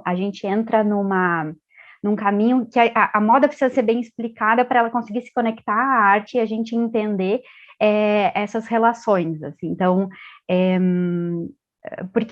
e é uma confusão que permeia, assim, vários autores. Acho que o Lipovetsky é um dos que mais esclarece, assim, essas possíveis relações, assim, que a gente pode encontrar. Então, acho que isso, assim, esse caminho era um desejo desde sempre de ir para a história da arte, e ele foi se construindo nesses espaços que eu não ia encontrando na moda, e como eu podia completar, e o figurino, eu acho que ele caminha por um lugar muito de expressividade do corpo, assim, justamente até por esse flerte, todo mundo se flertando ali na artes cênicas, moda e arte. Então, é mais nesse sentido. E da questão para ser breve, da questão dessas temporalidades do figurinista, para mim é muito difícil. Eu tive algumas experiências com figurino muito pontuais, de um curta-metragem, depois mais para uma área de produção de moda de desfile, mas assim, um e outro. Fiz uma novela, mas só como esboço, não de ir para o ar nem nada, era um exercício mesmo. Então, assim, falar de figurinistas e figurinos, para mim, é uma área movediça, assim, é um pouco difícil, mas o desenho tem me dado muito suporte, e a própria dissertação, onde eu fui pelos artistas que estavam produzindo figurino, e para mim era mais fácil de entender. Mas essa questão das temporalidades, eu acho que é justamente entender quais são os signos de comunicação que eu consigo, que daí a gente já entra na semiótica, né, mas que eu consigo me fazer entender, então, de que época eu tô, mas que eu consiga colocar essas assinaturas, que no fim os figurinistas acabam tendo assinaturas, né? A gente sabe, assim como diretores têm as suas assinaturas, a gente consegue ver pelos figurinistas os estilos deles caminhando. Então, eu acho que é justamente essa sutileza em entender qual é a informação que eu consigo passar e manter a audiência, né, o espectador ali comigo, mas que outros, além desses signos, o que tem de paralelo, ou que circunda esse meu signo, que eu posso ir brincando. Então, se eu tiver, como um exemplo, se eu tiver fazendo uma roupa de época, né, que elemento ele é chave daquela época? Então, no caso, como eu falei dos Paniers, né, da Maria Antonieta ali, ou antes dela, na verdade, Madame Pompidou, por exemplo, eu consigo entender essa indumentária que cresce. Mas eu posso brincar com a altura da saia, talvez, né? Então, essas sutilezas, assim, que não vão incomodar o olhar do entendimento de quando se passa, mas que eu consiga brincar. E acho que existe uma distância enorme, né, do desenho de figurino, que é o que eu estudo, e do figurino, porque a gente sabe que nem tudo que se desenha do figurino vai para o figurino necessariamente. Então, quando eu falo de desenhos, eu sempre tomo esse cuidado para não falar como figurinos em si, porque às vezes eu não tenho a foto final do palco, né, ou o figurino pronto para eu olhar o que foi concretizado ou não, quais foram as adaptações, qual foi o tecido utilizado. Então, existe uma distância muito grande nisso, assim, e isso Então, quando a gente fica nos desenhos, a gente fica mais na ideia, né, e quando a gente vai para o figurino, a gente passa a entender mais o palco e o que ele representou, né. Então, é mais ou menos nesse sentido. Então, acho que ainda que são complementares, existem distâncias aí, que assim como a moda e a arte, a gente tem que entender bem qual é a perspectiva que a gente está dando da moda para conectar com a arte, acho que também tem que cuidar quando a gente está falando de desenho de figurino, como tratar o figurino nessas relações, assim.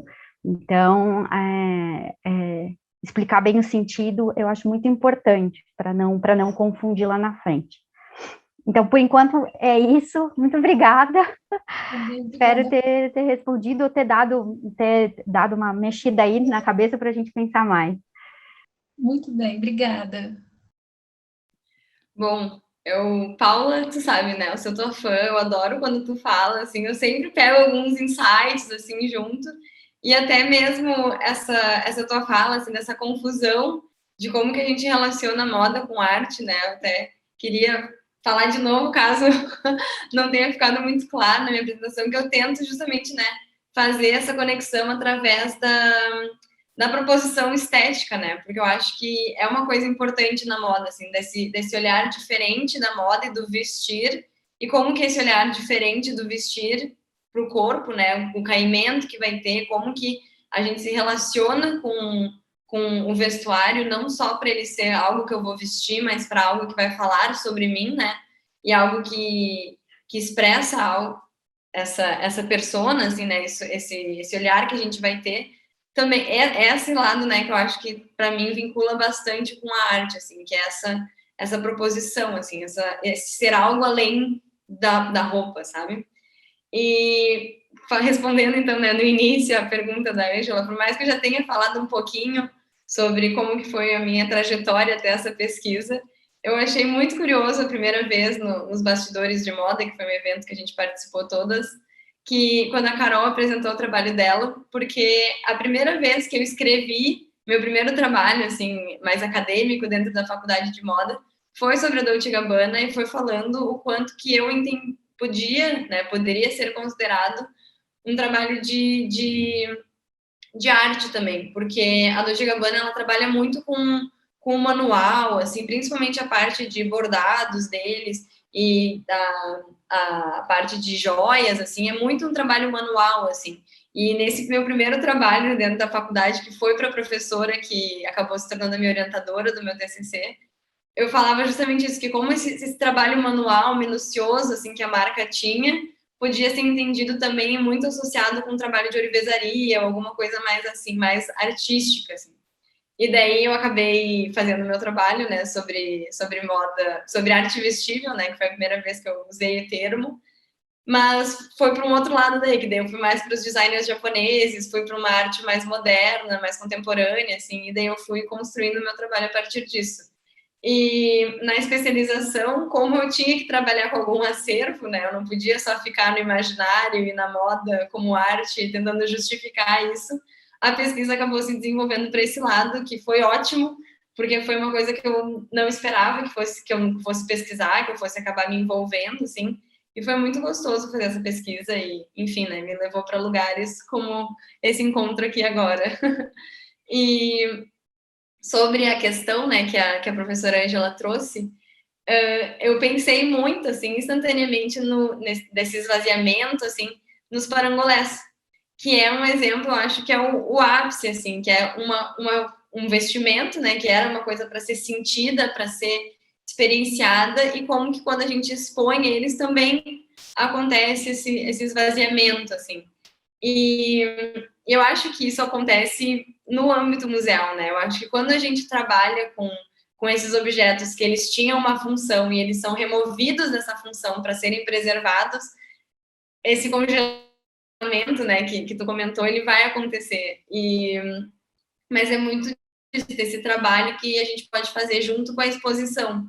Uma coisa que eu gosto muito são quando o Metropolitan fez, há um tempo atrás, uma exposição sobre moda da China, eu acho, se eu não me engano. E ele trazia junto tinha alguns figurinos, algumas partes de filme passando, assim, então é uma coisa que contextualiza um pouco mais aquela roupa, né? Que tu sabe que aquela roupa já teve alguma funcionalidade, ela já vestiu um corpo, né? Ela não é uma roupa vazia ali. Eu acho que, de repente, essa aproximação é interessante de mostrar ela num contexto que ela deveria estar e no contexto preservado, né? Mas realmente é complicado a gente fazer isso porque o museu, né? A peça estar no acervo, ela faz isso, né? Ela deixa de ter a sua função, que é ser vestida, ser usada. Um telefone não é mais feito para ligar, ele é agora um objeto, né? E é complicado, mas eu acho que se a gente contextualiza, eu acho que contexto é muito importante, né, nessas questões, assim. Uma imagem, ou explicar qual foi o propósito da peça. Figurino, assim, o Vitória Naubert tem muitos figurinos e eles fazem esse trabalho enorme de mostrar quando que essa peça foi usada pelo Elton John, quantas vezes foi usada. E é muito bonito de ver nessa série que eu comentei, vou falar de novo, Secrets of the Museum, da BBC, assistam, é maravilhosa, maravilhosa. Os próprios conservadores, quando eles trabalham nas peças têxteis, eles mostram essa magia da peça, sabe? Que é que, essa peça foi usada, seguindo no exemplo do Elton John, foi usada pelo Elton John nesse evento, e a gente consegue ver que aqui tá toda falhada porque ele ficou sentado no piano por horas tocando. Então, tipo, olha como tem esse defeito aqui, esse defeito não, né? Essa falha aqui, sabe? Então, existe essa apreciação pela roupa já ter sido usada. Mas acho que é sobre isso, né? Eu não vou ficar falando muito também, mas... Obrigada, Júlia. Super bem respondido, obrigada. O meu interesse pela relação entre arte e moda surge com o meu TCC da Faculdade de Moda, que foi sobre a Catedral de Notre-Dame, em Paris. A gente tinha que desenvolver uma coleção de vestidos de noiva com base na catedral, então daí já surgiu essa relação de como as igrejas podem servir de base para a roupa, como que a arte pode se relacionar com a moda. E o gosto mesmo pela história da arte também foi desenvolvido durante o curso de moda. Eu tive disciplinas incríveis nesse quesito no curso e eu acabei gostando mais do que o próprio curso e acabei me apegando bastante. Quanto à segunda pergunta da professora Ângela, de fato, a Dolce & Gabbana, de meados de 2008 para cá, ela tem amadurecido uma persona. Ela surge nos anos 80 como uma marca de contracultura. E de 2008 para cá, ela vai amadurecendo isso. Eles vão se voltando para a personalidade de uma mulher em torno de 40 anos. Isso se dá muito à relação dos estilistas com a mãe deles, de ambos. Eles têm uma relação muito forte com essa maternidade presente. Então, eles criam muito para essa mulher, que é uma mulher católica, por volta dos 40, italiana, principalmente do sul da Sicília. Eles têm as criações muito voltadas para o povo siciliano, um nacionalismo muito forte. E em 2015 eles fizeram uma coleção exclusivamente de mães. A temática foi mães e eles trouxeram mães amigas da marca para desfilar nessa coleção. Mais ou menos. Obrigada, Carol. Ótima resposta. Então, eu passo a palavra de volta para a Lívia. Acho que, não sei se você também tem questões. Bom, vou aproveitar para a gente fechar. Vou fazer uma questão para cada, que eu fiquei pensando durante a apresentação, então aproveitar a oportunidade. Primeiro, perguntar para a Paula, eu fiquei pensando muito nesse desenho do figurino um pouco como uma fonte de esboço, né, de experimentação, de teste. Fiquei pensando um pouco no lugar social dessa fonte. Então, enfim, né, nessa coisa do esboço ainda não materializado, da criatividade. E uma coisa que me chamou muito a atenção, Paula, foi, pensando um pouco no termo caligrafia dos gestos, como que você vê os gestos aparecendo? Se existe uma estrutura de corpo que sempre aparece nessas fontes, quando essas imagens estão... fiquei pensando um pouco nisso, a partir do termo da ajuda. Para a Júlia, eu fiquei pensando, você trouxe muito essa questão do contexto, né? Fiquei pensando por que essa escolha do MASP na década de 50 e 60 de musealizar esses artefatos de moda. E pensando um pouco no contexto hoje, bom, a gente tem a exposição no MIS da Rita Lee, e eu ainda não fui, mas eu sei que tem um destaque grande nos vestíveis dela. E, bom, a Casa Museu Maclabin, a partir do dia 30 de outubro, tem organizado, né, uma exposição na relação Ema e a moda e as roupas dela no século XX. Então, eu tenho pensado um pouco nessa diferença do que é contar a trajetória de uma pessoa a partir daquilo que ela veste. Então, se na década de 60, o que isso informa sobre o Brasil e sobre esse olhar, sobre essa narrativa da moda? Entre a década de 50 e 60, o MASP ter esse desfile musealizado, ter essa pausa do período, e agora esse resgate intenso, né, enfim, de instituições variadas, de contar histórias de sujeitos, enfim, especificamente, né, a Rita Lee e a Ema Clabin, dessas mulheres tão importantes para o cenário cultural, a partir das suas modas. Então, o que isso informa sobre elas e um pouco sobre esse olhar da moda hoje, olhando para esses dois contextos específicos? E, por fim, para a Carolina, eu fiquei pensando muito nesse papel político dessas representações e, mais ainda, dos estereótipos de mulher, que é isso que você está trazendo, né? Esses estereótipos que eles são firmados não só pelo corpo, na silhueta, e você trouxe agora a questão da maternidade, né? Então, você tem o branco jogando ali um pouco, talvez, com a ideia do casamento, o preto, de um velório, enfim, a impressão dos meus olhares, né?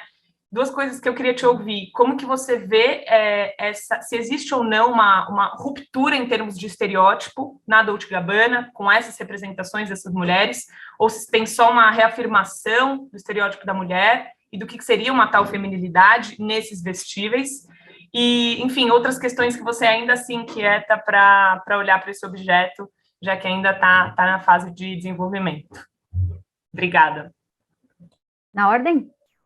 Eu começo? Tá. Obrigada, Lívia, adorei sua pergunta, e eu vou falar daí especificamente da cervical estudo, assim, essa gestualidade, assim, e muito ela é muito ausente, né, ela não, eu sinto muita falta disso, principalmente olhando quando a gente vê esses desenhos na história. E é por isso, tinha mais expressividade ou um compromisso com os gestos, assim, porque esse projeto, esse desenho, né, esse esboço, ele vai encontrar o corpo do ator em algum momento e ele vai ter um compromisso com o movimento, no próprio parecer da Calma Murtinho, né, esse palco que ele ocupa, esse tipo físico, ele preenche um corpo que não é como um corpo de moda, que é um corpo que, né, que a gente conhece como o corpo do cabide, assim, né?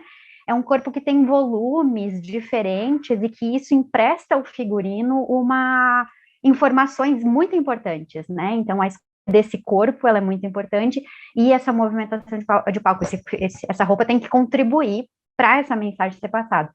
Então, é muito interessante como esses figurinos... desse recorte temporal e desse acervo, eles faltam nisso, assim, eles são desenhos que estão entregando uma vestimenta para aquele espetáculo, sem considerar tanto esses tipos. Ainda que no Carlota Joaquina, que é uma peça onde a gente está fazendo uma biografia, né, o Monteiro Filho, que seria o figurinista, ele é ilustrador. Então, tem algum tipo de gestualidade nesse desenho. Mas não é muito grande, tem um cuidado, assim, de não interferir na roupa. Parece que a roupa tem que ser tão clara para a confecção, ou depois para a busca, se esse guarda-roupa é pronto, né, para uma busca dentro com os costumeiros. Então, assim, como que é essa relação? Então, o gesto, ele fica minimizado. Então, é muito interessante, essa é uma característica desses desenhos, assim, desse acervo. O fato de eles não terem rostos, muitos, né, então isso também acho muito interessante dessa falta, assim, dessa expressividade. Mas provavelmente existe um apoio textual enorme, que eu ainda estou em processo de encontrar, justamente para entender por que esse texto teatral é interpretado dessa forma, né? Por que é permitido não colocar tantos gestos nesses esboços. E uma outra coisa é de que, assim, eu não, não necessariamente aqueles foram os desenhos que foram para frente, né, no palco. Então, eu acho que muito do processo que, na hora, assim, esse tecido funciona melhor. Então, é mesmo uma ideia, assim, né, de cor, de forma. Então, assim, na hora eu chego e para eu fazer um plissado funciona melhor esse tecido. Então, essas construções no meio do caminho, acho que elas também aconteciam muito. E é nesse sentido que eu quero entender muito da formação, assim, dos figurinistas, para mim, nesse processo de pesquisa. Porque a formação deles, eu acho que ajuda muito a entender por que eles colocam, eles consideram expressividade, movimento e informação precisa do tecido, e por que não, até que ponto o desenho, esse desenho é suficiente, assim, para o propósito que ele tem. É isso, obrigada. Lívia, eu adorei essa tua pergunta para a Paula, porque eu estava super curiosa também. Então, arrasou, já tirou uma pergunta que eu teria para a Paula. Mas sobre a minha pergunta, né? Eu fiquei pensando, porque eu olhei, né, o acervo que tá, não sei se está o acervo total, mas o acervo que está disponível das vestimentas da Dona Ema, até para eu ver, né, será que eu vou falar de alguma casa, né, porque tem as casas clássicas, né, e bem possível dela ter alguma coisa, e eu vi que ela tem 2 peças da Casa Vogue, né, que eu comentei que foi graças à Casa Vogue que teve o primeiro desfile de moda no MASP. Então, eu acho muito que esse momento, assim, que como tu comentou, que é o momento refletido nas peças da Dona Ema, que foi um momento que existia esse olhar, inclusive o MASP tinha uma escola de moda, né, dentro dele, por um curto período, assim, que foi um momento de valorização da indústria brasileira, foi um momento bastante, não, vamos olhar para a gente, sabe, vamos pensar no que a gente tem aqui. E o MASP fazia justamente esses eventos para valorizar, tanto que em 52 teve a moda brasileira, né? Então, eu acredito muito que essa vestimenta da Dona Ema, tipo, reflita um pouco isso, que tem um pouco a ver, e um pouco também, talvez, ai, me fugiu, da Rita também, que foi o que tu falou, né, que tá tendo no Miss. Eu não sabia dessa exposição do Miss, não estava sabendo, mas eu vi uma no Tamiotaki, em 2019 ou 2020, não me lembro, que era da moda italiana. Então, existem esses eventos, né? Como eu falei, a partir dos anos 2000, assim, até no meu trabalho eu tenho mais separadinho, assim, os eventos que acontecem, mas existe esse interesse do público e esse aumento nas exposições de vestuário, de têxteis, de moda, dentro da cidade de São Paulo. Então, existe esse interesse. Só que eu acho, de repente, essa retomada, assim, que a gente está tendo agora, como tu comentou, que vai ter da Rita, que vai ter da Ema, e de modas que são do passado, né, tipo, que são coisas que já aconteceram e dessa trajetória, eu acho que talvez tenha um pouco a ver com esse movimento que a gente vive. Como eu mesma falei no trabalho da AAM e da Ventana, que são marcas que elas trabalham upcycling, eu acho que, de repente, a nossa... E até mesmo o Jun Nakao, em 2004, e o Ronaldo Fraga, em 2015, assim, eu acho que existe esse olhar, hoje em dia, mais crítico em relação à moda. Eu acho que antes a gente tinha um olhar de valorização do que a gente tem aqui, desse aumento de, não, vamos fazer acontecer as coisas aqui dentro, vamos ter uma escola de moda dentro do MASP, vamos fazer exposição da moda brasileira. E eu acho que hoje a gente tem esse olhar muito mais crítico sobre o que é feito. Então, por isso que eu acho que, de repente, essa retomada das exposições da moda são importantes para justamente a gente conseguir olhar para o que tinha antes e pensar em como que ela pode ser feita hoje diferente, de uma forma mais sustentável, de uma forma mais duradoura, tipo, fazer realmente de uma forma mais crítica, assim, sabe? Eu acho que talvez vincule, deu para dar uma jogada, assim, em relação a essas duas coisas, mas não tem muitas exatas, né? Tipo, isso foi muito que a Angela falou, né? Tipo, que essa parte da pesquisa que é que a gente só fica se perguntando, tá, mas por que isso, né? Como que isso acontece? Como que isso se relaciona? Que é o momento das conexões, assim, mas eu tenho uma leitura um pouco assim. Entendi. Essa pergunta é muito boa. Na verdade, essa questão do estereótipo e do reforço da feminilidade é uma questão da moda italiana, não é só da Dolce & Gabbana. Se você for observar marcas como a Fendi, a Versace, eles inclusive lançaram uma parceria nessa última coleção.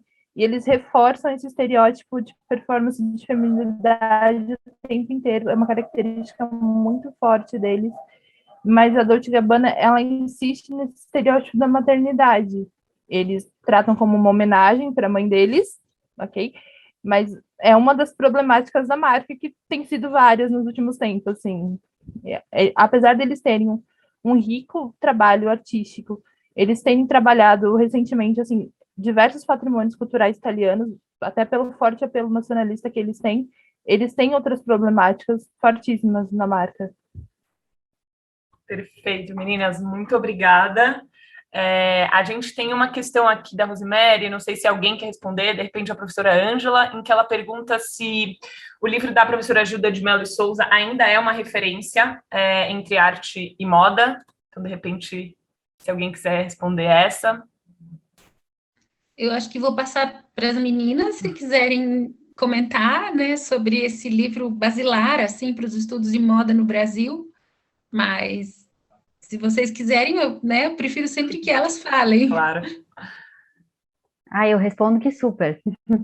Eu acho ela imprescindível, assim, até por conta dessa perspectiva de social, assim, que ela dá para as roupas, né? E o tipo de estudo que ela faz, que ela usa fotografias, se eu não me engano, para identificar o século XIX aqui no Brasil, então, e da literatura, né? Então, ela buscar, daí eu acho que é um ensaio muito importante para a minha pesquisa, assim, de como a literatura, que né, querendo ou não, a gente é figurinista quando a gente lê um livro, e a gente vai vendo aqueles personagens, a gente vai criando e imaginando, existe uma descrição de personagens muito forte, né, acho que ela cita Balzac, Machado de Assis, se eu não me engano, então, assim, o quanto é importante essa descrição desses corpos para a gente para entender a moda.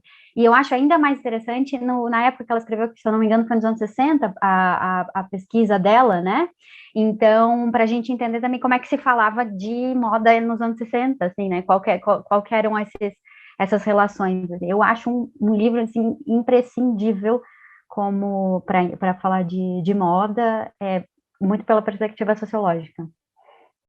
Obrigada, Paula. Júlia e Carol, vocês querem comentar alguma coisa sobre esse livro ou sobre alguma outra coisa? Eu acho que a Paula sintetizou super bem, assim, é um livro muito importante e a Paula já falou, né, é um livro que eu acho que inclusive eu lamento que eu não tenha lido esse livro na faculdade de moda, porque eu acho que ele é muito importante, assim, eu queria ter tido acesso a ele antes, mas essa visão, que essa parte, assim, da fala da Paula, de que a gente, quando vai lendo um livro, a gente vai virando figurinistas, foi muito bom, né, porque a gente vai imaginando. E a visão dela também da moda, a partir da época, né? Como que na época era entendido. Eu acho que isso é uma coisa muito interessante, é uma coisa importante da gente resgatar. Saber quando que a pessoa estava escrevendo quando a gente está lendo algo, sabe? Para a gente entender o mundo que aquela pessoa habitava, assim. Então, eu acho essa visão muito boa. Sim, a análise da Paula é perfeita. Eu acho que é um livro que ele é referência, assim, é o princípio para todo mundo que quer estudar moda no Brasil. Não tem como passar por isso sem passar por ele. Nessa mesma linha de análise sociológica da moda, também eu indicaria o História Social da Moda, da Daniela Calanca, que faz uma análise perfeita também. E para mim foi muito útil, porque ela dedica um capítulo inteiro à história da moda italiana, então ele é bem referenciado também. Obrigada pela referência, Carol. Queria aproveitar e agradecer o tempo de vocês, a disponibilidade, as pessoas que ficaram com a gente até agora, esse público grande que ficou conosco. Lembrar também que a Casa Museu Maclabin está aberta, estamos recebendo visitas com todos os protocolos de segurança. A partir de, temos visitas ainda hoje e amanhã, mas voltamos na quarta que vem. Eu vou deixar aqui o link para vocês, caso vocês estejam por São Paulo, tenham disponibilidade. de nos visitar. A gente vai ficar muito feliz em receber vocês. Agradecer a professora Ângela Brandão pela parceria sempre, a Silvia e a Cláudia pela interpretação, e as pesquisadoras Júlia, Paula e Caroline pelas pesquisas, pelas apresentações e pela entrega aqui nessa manhã. Foi muito rico para a gente e um privilégio para a Casa Museu Ema Clabin receber vocês. Muito obrigada, gente. Bom, e agradecer também a Ana Cristina Moutella, nossa coordenadora de cursos, que faz tudo isso acontecer e possibilitar esses nossos encontros, permitindo sempre essa intersecção entre a academia e os museus, que são pontos tão raros no Brasil, né? E a gente precisa valorizar cada vez mais. Então, fica o nosso agradecimento especial para a Ana Cristina Moutella. Um ótimo dia, gente. Obrigada.